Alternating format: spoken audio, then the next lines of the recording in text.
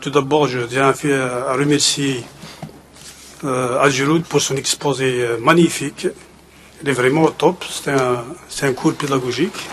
Elle a essayé de synthétiser tout son travail de thèse. Je tiens à remercier tous les membres du jury qui sont ici et qui ont bien animé le débat en proposant des critiques et des questions, en soulevant même des petites perspectives intéressantes, allant du titre de la thèse jusqu'à des remarques du Monsieur le Président. Donc, pour des remarques à faire pour Adjiroud, je pense, je n'en ai pas. Donc, les remarques à faire, donc, je les ai faites déjà au niveau de notre collaboration depuis 4 ans. Le travail lui-même de la thèse de Adjiroud, donc l'originalité du travail, c'est comment elle a pu associer ou bien ajouter un coagulant naturel en utilisant une plante bien particulière de chez nous, en Algérie ou bien ici en Kabylie, pour la valoriser comme un coagulant naturel en augmentant l'efficacité de cette méthode électrochimique.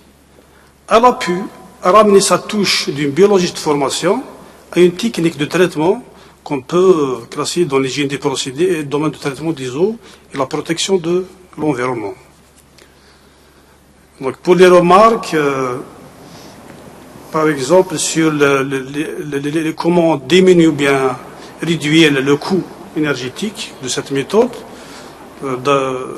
déjà le principe de base de la coagulation, c'est la formation du précipité de l'hydroxyde d'aluminium ou bien du fer, du métal utilisé, et réduire le potentiel zeta qui est significatif de la charge négative des colloïdes. Après, donc, il y a l'augmentation du rendement.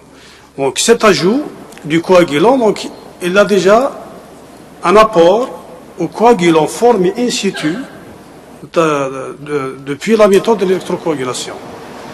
Pour la remarque de M. Aoun sur la différence électroflottation-électrocoagulation, d'ailleurs, c'est l'une des remarques, je me rappelle lors de ma deuxième publi, lorsque j'ai mis électroflottation et j'ai mis des électrodes en aluminium, ils m'ont dit utiliser directement électrocoagulation parce que c'est une coagulation électrique, si on peut dire ça.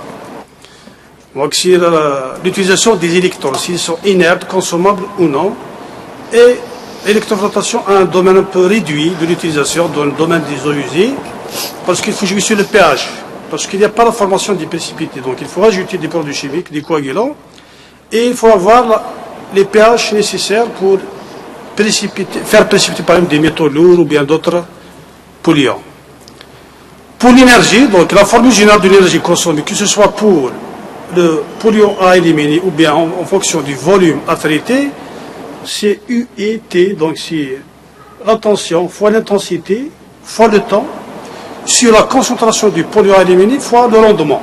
Donc dès qu'on a la réduction dans le temps, ce qu'on a pu avoir avec cette méthode, et l'augmentation de l'efficacité, à ce moment-là, nous aurons la réduction de l'énergie consommée.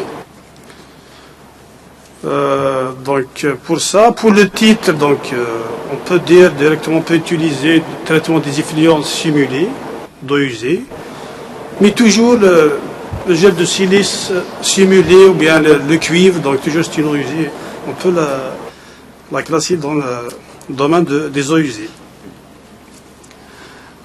Pour une autre remarque sur l'utilisation du coagulant sur l'eau potable, je pense qu'il peut, d'après ma petite expérience, que ce soit dans le cours de traitement des eaux, l'épuration des eaux, bien dans ma recherche, donc il peut ajouter vraiment, donner un bon rendement sur surtout la clarification d'une eau de surface, surtout. Pour Adjiroud, donc tout ce que je peux dire, donc si quelqu'un de très minutieux, persévérant, elle a toujours cherché, c'est-à-dire la perfection et le haut niveau. Elle a essayé de ne laisser rien au hasard. Elle nous a jamais dérangé d'ailleurs, donc elle a travaillé toute seule, elle s'est débrouillée bien comme il faut. Elle a tout donné, elle a toujours bien travaillé, donc elle le consulte à chaque fois.